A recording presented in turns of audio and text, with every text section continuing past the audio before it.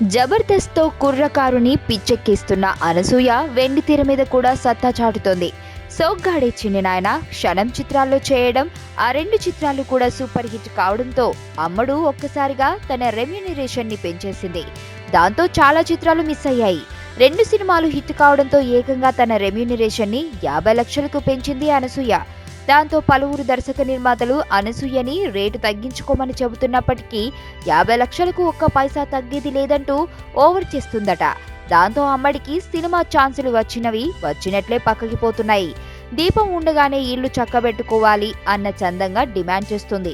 అయితే సినిమాలు మిస్ అవుతున్నప్పటికీ జబర్దస్త్ చేస్తూ అలాగే ఇతర ప్రోగ్రామ్స్ కు యాంకరింగ్ చేస్తూ అందరూ అసూయ పడేలా బాగానే సంపాదిస్తోంది అనసూయ. ఫస్ట్ టైం చూస్తాన్రా ఇలాంటి అమ్మాయిని.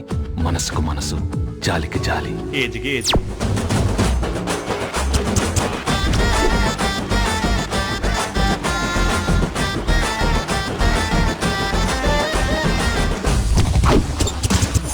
మదర్ తెరిసాయే మళ్ళీ పుట్టి పోలీస్ అయితే ఎలా ఉంటుందో అదే మా ఏసీపీ కృష్ణ.